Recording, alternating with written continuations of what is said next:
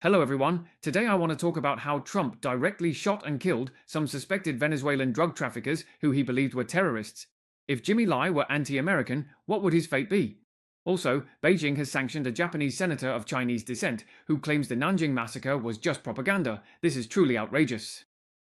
On September 8th, the central government announced that Japanese Senator Ishihara has long spread falsehoods regarding issues such as the history of the Diaoyu Islands, Taiwan, and Hong Kong. He has also openly visited the Yasukuni Shrine, which seriously violates the spirit of the four political documents and the One China principle, constitutes severe interference in China's internal affairs, and seriously undermines China's sovereignty and territorial integrity. In accordance with the anti-foreign sanctions law of the People's Republic of China, sanctions have been imposed on him.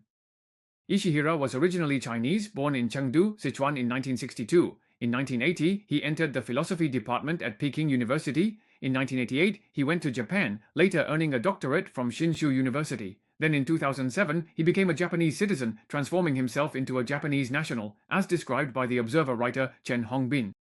Ishihara has now become a new Han traitor of the 21st century. After becoming a Japanese citizen, he has been writing and living in Japan without any regrets. In China, he often joins forces with some so-called dissidents and public opinion leaders to smear China. In 2008, Ishihara went to Taiwan and was received by Li Tenghui, who fully affirmed his statements. In March 2009, Ishihara started a column called Ishihara's China Watch in Japan's Sankei Shimbun, constantly bad-mouthing China. By September 2012, he had also joined forces with many Japanese conservatives. He joined with other conservative figures to form a private group of knowledgeable supporters, calling for Shinzo Abe to become prime minister. After Abe's return to the Liberal Democratic Party, he won the party's presidential election and subsequently triumphed in the House of Representatives election. The Liberal Democratic Party returned to power, Abe once again became prime minister, and he became the main representative of Japan's right-wing forces. Ishihara also took the opportunity to rise to prominence. The most ungrateful remarks made by Ishihara were his baseless claims that the Nanjing Massacre did not align with historical facts. He opposed describing the Nanjing Massacre as Japanese aggression, and believed that the accounts of the Nanjing Massacre in Chinese elementary and secondary school textbooks were not historically accurate. Ishihara even commented on Twitter, personally criticizing the Nanjing Massacre dictionary at the Memorial Hall for the victims of the Nanjing Massacre by Japanese invaders. He said that the only real content in the dictionary was probably just the names of Nanjing and a few other places, as well as the correct date when the Japanese army entered the city. He claimed that the rest of the dictionary was basically a Nanjing dialect dictionary and that it could serve as a sample of Chinese dialects. Ishihara has truly reached the highest level of lying, turning all truths into lies and only considering his own lies as the truth. In addition, he supports Japanese politicians visiting the Yasukuni Shrine. In 2018, former Japanese Prime Minister Yasuo Fukuda visited Nanbonde Ahau.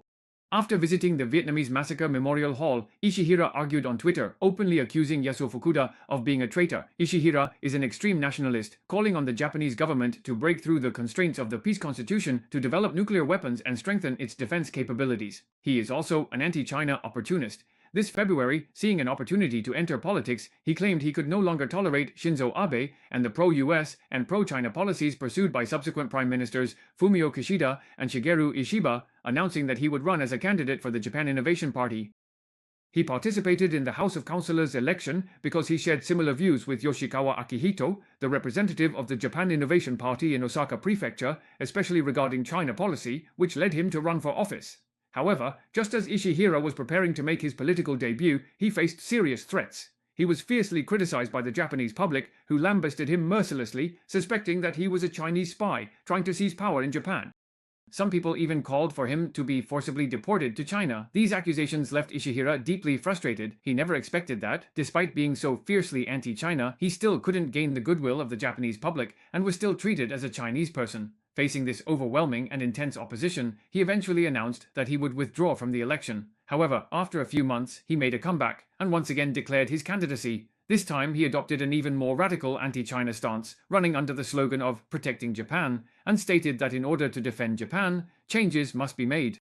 He advocated for strengthening Japan's defense capabilities, insisted that Japan's diplomatic approach toward China must be adjusted, and called for the establishment of a correct strategy toward China, among other things. Ishihara's ultra-anti-China policies and strong anti-immigration stance proved successful. In July, running as a new candidate in Japan, he received 47,939 votes and was elected as a Japanese senator for the first time.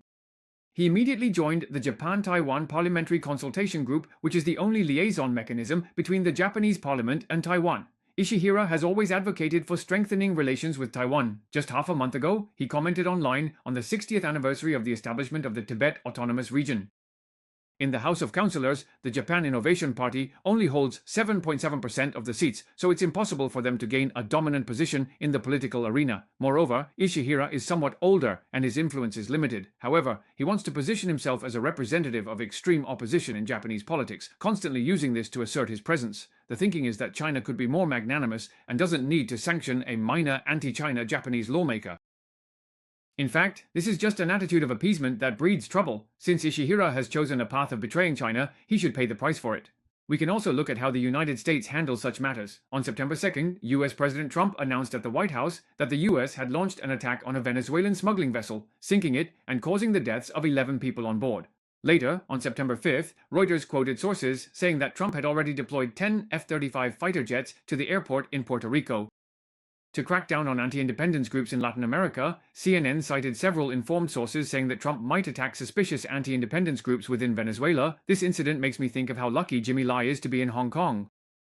First of all, without any trial, after the US military sank a ship heading to Venezuela with US dollars, Trump said that the ship they shot down was a drug trafficking vessel carrying a lot of drugs. He said, "We have destroyed it. Please take this as a warning, because anyone trying to smuggle into the United States should be careful." Just based on a single statement from the US president, he determined that a ship heading to Venezuela was a drug trafficking vessel, and then the US military deployed heavy weapons and directly sank the ship. All 11 people on board died. According to my understanding of the dual democracy system, if there is suspicion that people on a ship are trafficking drugs, those people should be arrested and brought to court where enough evidence is collected to prove their guilt beyond a reasonable doubt, and then the court sentences them. It should not be the president ordering the military to press a missile button and directly execute those suspected of drug trafficking. By the way, in the United States, in most cases, drug trafficking does not result in the death penalty.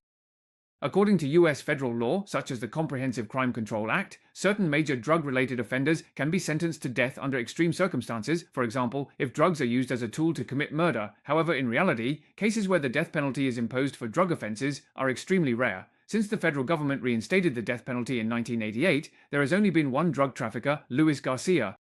He was sentenced to death because of the connection between murder and drug offenses, and the execution was carried out in 2020. However, cases where someone is sentenced to death purely for drug trafficking and not for murder are virtually non-existent in modern times. In addition, according to the 8th Amendment of the Constitution, the 8th Amendment prohibits cruel and unusual punishment, and in the case of Kennedy versus Louisiana, the US Supreme Court held that imposing the death penalty for non-homicide crimes, such as purely drug trafficking, violates the US Constitution. In other words, if the US were to arrest so-called anti-drug suspects on a ship carrying a large amount of drugs and bring them to court, it would be highly unlikely that they could be sentenced to death. So why is it that Trump could, without a court trial, directly use intelligence to determine that this ship was a drug-running vessel and then have it destroyed?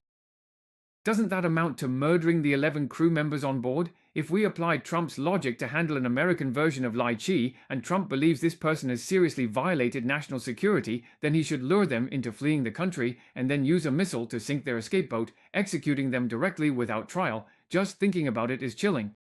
And what our country did was to arrest the 12 related fugitives who tried to escape to this shore, detain them briefly, and then transfer them back to Hong Kong for trial. This is truly a highly civilized and law-abiding approach. Secondly, the so-called international legal team representing Lai Chi-ying, including Crocodile, the notorious criminal, and Lai Chung, the son of Connie Lai, as well as that guy named Wei Mo, questioned whether Lai Chi-ying was being mistreated in Hong Kong. They claimed his health was in extremely poor condition, said he didn't necessarily need to be held in solitary confinement, and alleged that he was being tortured by being kept without air conditioning in nearly 40-degree heat. Let's take a look at the detention centers the United States has set up for illegal immigrants. These are truly hellish places. This newly built detention center for illegal immigrants is located 80 kilometers from Miami, Florida, and has 5,000 beds. In order to increase the intimidation factor for detainees, Trump heavily promoted it and deliberately chose a remote location surrounded by swamps to build this prison. That's why it's called Crocodile Devil Island. The US government even publicized Trump and Homeland Security Secretary Rom visiting this illegal facility together. The conditions inside the prison are truly horrifying. They unnecessarily cram a large number of detainees into a giant iron cage filled with rows of makeshift beds. The design of these cages is clearly intended to humiliate those who are imprisoned. In contrast, in Hong Kong, Lai Chi was placed in solitary confinement at his own request, and the Hong Kong correctional authorities, considering his safety, ultimately allowed him to be held alone. Later on, however, his family members actually spread rumors and accused the authorities, claiming that this was an arrangement to abuse Jimmy Lai. If Jimmy Lai were an American who opposed Trump and he was arrested and imprisoned, Trump would have specially designed a giant iron cage just for him, then put all sorts of extremely violent murderers, drug dealers, and rapists together with him, letting them all enjoy the social life of prison together in that cage. According to his family's logic, that wouldn't count as abuse. Thirdly, the president's son, Lai Cheng, and his supporters contacted a large number of so-called human rights organizations along the coast, lobbying everywhere and demanding that Hong Kong release Lai. These organizations claim to care so much about human rights in other countries, but why has no one spoken up for the 11 people on that so-called Venezuelan anti-independence speedboat who were directly shot dead by the United States? Are these organizations actually supporting the direct killing of suspected criminals without trial? Or are they just afraid? As for Trump, this economic restriction and fundraising, recently, there was an article that raised a simple question. It said that Trump is unpopular, so why is it so hard to go up against him? After listing various reasons, The Economist concluded that behind it all, there's one main reason. Everyone is afraid of Mr. Trump's retaliation and the ugly reality of intimidation. People who bring bad news about Trump get fired, Republicans who embarrass him face primary challenges within the party, business leaders risk punishment, political opponents get investigated. For most individuals, the rational response is often to first apologize to Trump, then reconcile with him, and finally hope that someone else will do the right thing. After reading The Economist article, I had some realizations. I'm afraid that even all those extremely aggressive human rights organizations in Hong Kong, when facing Trump, end up acting like little puppies, cowering before him, wagging their tails and flattening their ears. The conclusion is, Lai Chi-ying can receive a fair legal trial in Hong Kong? He's truly so fortunate, isn't he?